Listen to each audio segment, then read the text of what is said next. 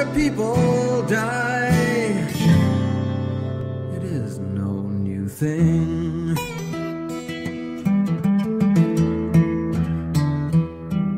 And the stack of wood grows higher and higher, and a helpless rage seems to set my brain on fire. Welcome back to Reality Asserts Itself on the Real News Network, and we're continuing our discussion with singer, songwriter, virtuoso guitarist Bruce Cockburn. Thanks for joining us again. Thank you. So, Bruce, you write, as I mentioned in the last part of this segment, Mercury occupies a keystone position, mercury poisoning, in my evolution as an artist-correspondent. I thought that was an interesting phrase, artist-correspondent. And you write a little bit later, it has to be art. There's an important line to be drawn between art and propaganda. Now, so where does that line fall for you, and what's an artist-correspondent, and this issue of art and politics? Well, these words become, they're all terms of convenience, really, because, yeah, I mean, hyphenated things. I mean, I'm an artist. That's how I think of myself. As much as I think about it at all, which is not very much, but if somebody asks me. But the correspondent part applies to a lot of what I've done, and, well, in a certain way, all of it, I suppose, because what with hindsight, I didn't start out this way. I didn't start out thinking about things this way, but I've come to see the process through which I work as kind of like making a film. And a lot of the films a lot of the filmmaking, let's say, that's gone into my songs has been documentary in nature. A lot of it. I mean, Gavin's Woodpile is a case in point. The songs that came later from Central America are even more so. But, and partly that's,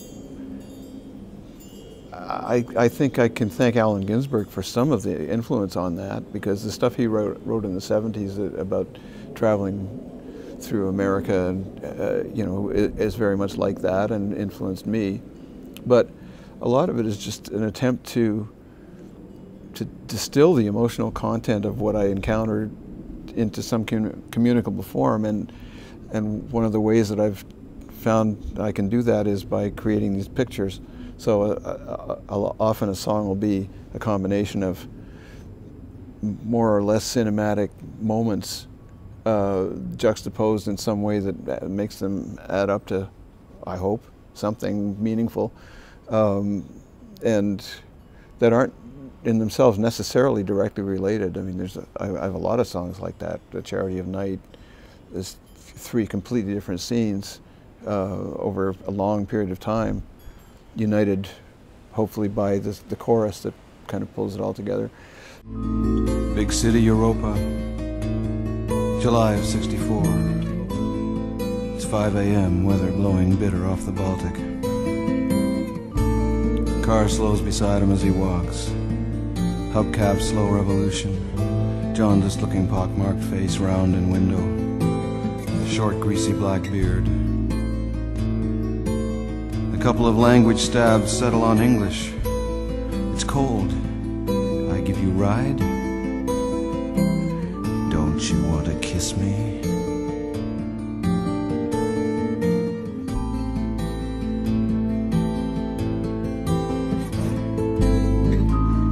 This goes on halfway across the cobbled bridge. Driver pulls ahead, gets out by the construction fence, ambles toward him, rubbing the bulge in his pants.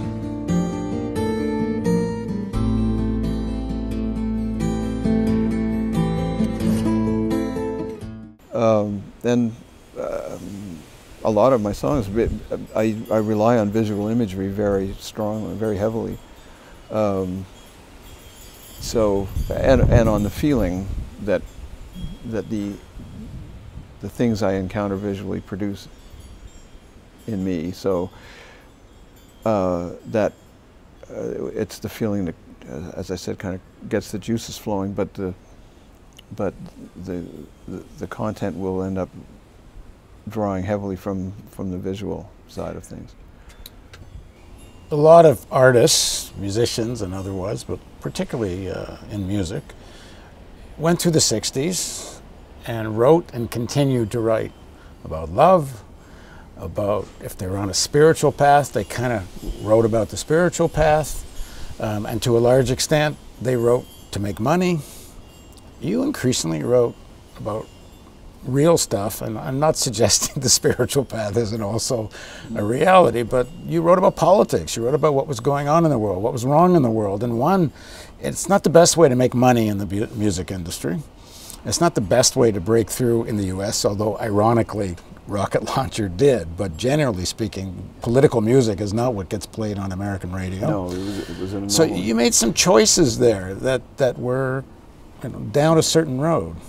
Yeah, I mean, they weren't very difficult choices to make. I never wrestled with any of it that I can recall. I mean, I was lucky enough to grow up in a household where material needs were taken care of without me having to think about it. My dad, as a practicing physician, made good money, but he never talked about how much he made and would never tell us anything about it, and didn't like hearing it even discussed. He didn't want us to sit around talking about how much other people made. He was uncomfortable with all that. And, you know, but the basic needs were always taken care of without any kind of question. So that gave me kind of a start in life that said to me, money doesn't matter very much. But also, you know, a lot of musicians and writers, it's more about self-realization. It's more about how they feel. Yeah. You write in your music was very much about, you know, having some influence, some change, but some effect on the world. Yeah, but really, for me, it started out the same way. If you listen to the songs that you could say are spiritual observations from their first album, second album, they're very interior in their orientation, and they are all about me.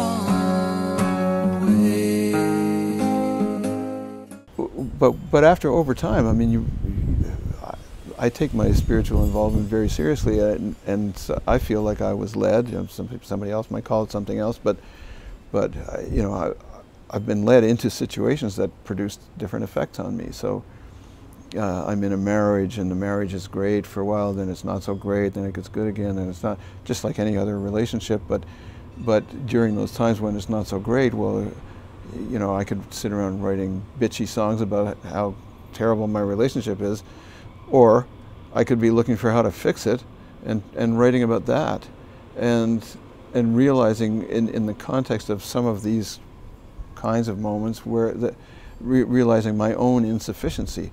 I can't do this without help. I can't be the person I imagine myself being by myself. God's got to help. For me, that's what it came down to. Other people might be luckier and somebody right next to them would help.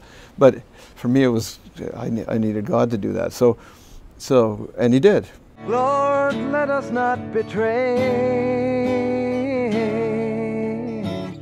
God bless the children with visions of the day. Over time, a long time, right? It's still it's a work in progress still, but the big turning point came for me really. The setup took longer. Like you know, in the earlier part of the '70s, it started happening from travel, from encounters with new people and people from different backgrounds. But really, when I got divorced, or when that relationship ended, it's not really about the divorce, but just the end of the relationship was pretty traumatic for me.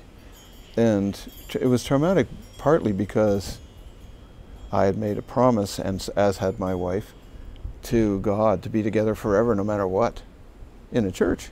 You know, church I didn't take particularly seriously, especially as early as the actual wedding took place at the end of 1969. It was like, I liked the idea of getting married in a church because I was obsessed with the Middle Ages, and I liked the stained glass in the tower and stuff, you know. But and the stones, but later on, it became not so much about the building and much more about why people build buildings like that. Sometimes you're made to feel as if your love's a crime. When we broke up, it's like I had to face this. It's like I made a promise, and God seems to be saying it's okay to have broken it. How did you say that? Well, He didn't kill us, for one thing, right? We didn't get struck by lightning. But you didn't have a fundamentalist view of God. Well, no, I tried to at first, but it didn't take.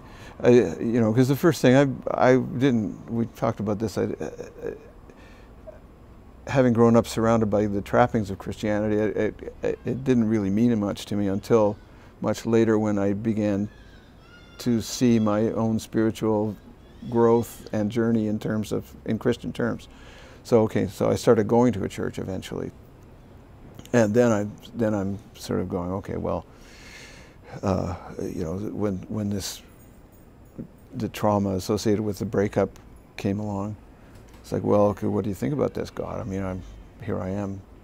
I felt terrible, as did my wife, you know, about having broken this promise. And the feeling that came back from this was, it's okay. You know, this is life.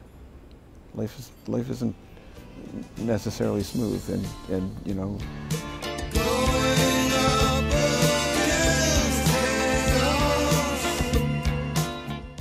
There was no judgment coming from God about this. There was no sense of being required to pay a penalty for it or anything like that. It was just like, let's move on. Let's go to the next place. And the next place for me was, okay, you spent all this time talking about you and your interior relationship with the divine, et cetera, et cetera. What does it mean to love your neighbor? I didn't grow up. The word love was never used in our household, really, growing up. It was there. The phenomenon was there, but not the word. And so what does it mean to love your neighbor? Well, you know, that took some digging. I embraced the community culture in a big way, and kind of consciously because of that.